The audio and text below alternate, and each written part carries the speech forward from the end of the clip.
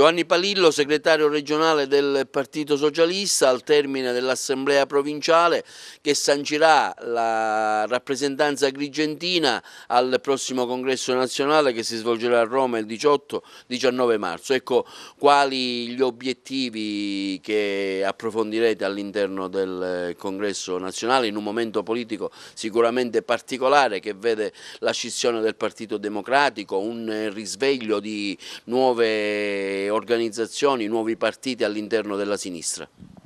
La situazione politica in Italia è molto confusa. C'è soprattutto nel popolo italiano, anche in quello siciliano, un misto di rabbia e di rassegnazione. Politicamente noi pensiamo che bisogna attivare tutte quelle risorse produttive, soprattutto attraverso la cantierizzazione dei lavori finanziati per la Sicilia. Si parla di oltre 4 miliardi per le ferrovie, si parla di altri miliardi per il sistema viario, ma ci troviamo di fronte per esempio a un'assemblea regionale siciliana dove c'è una guerra senza quartiere tra il Presidente e la maggioranza che dovrebbe sostenerlo.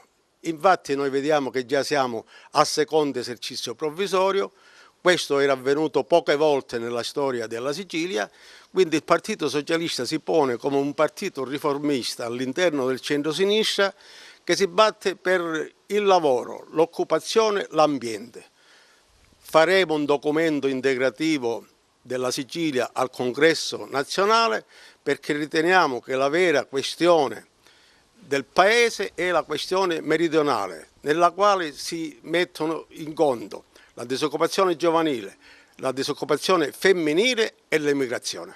Ecco, i prossimi impegni saranno le amministrative, diversi comuni tra cui Sciacca della nostra provincia sono interessati. A questo evento quale sarà la presenza del Partito Socialista?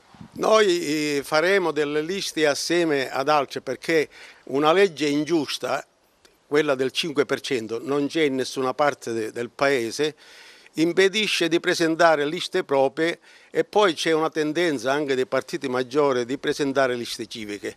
Cioè c'è un tale iato tra popolo e partitocrazia che molti fanno delle liste civiche per poter concorrere meglio all'elezione dei sindaci. Noi stiamo già trattando con alcune forze affini e credo che saremo presenti in quasi tutti i comuni della Sicilia, pensate 31 nel Palermitano, perché credo che siamo l'unica vera forza riformista e socialista della Sicilia.